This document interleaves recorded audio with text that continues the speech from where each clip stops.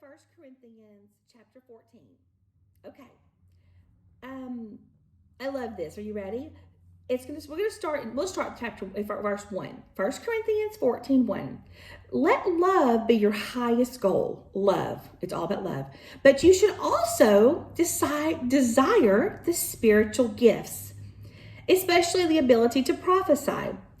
For if you have the ability to speak in tongues, we've been talking about that, you'll be talking only to God.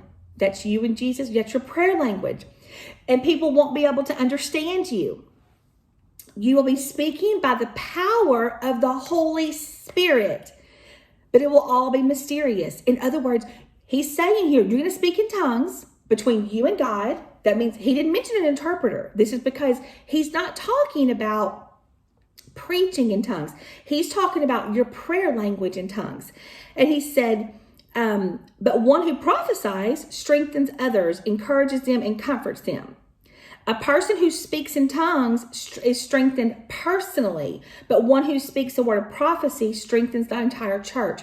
Prophecy is when the Lord gives you a word to preach or teach or to give someone insight into things that are to come, things like that. That's a different subject, but that's prophecy.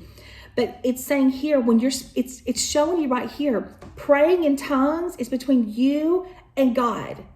This is not about interpreting. This is a prayer language that we all need. And can you be saved without the Holy Spirit? Absolutely. But I say without the Holy Spirit, without being filled and speaking in tongues? Yes, you can. However, for me, it is such a vital part of my walk with the Lord. I pray in the Spirit regularly because he says that's between you and God. And I don't know everything. I mean, none of us do.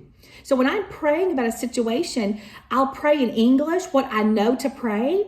And then I'll also pray in the Spirit and say, Lord, speak through me. You pray, because it says our tongue is power. Even if we don't know what that language is that we're speaking out from the Holy Spirit, there's still power in it because it's being spoken.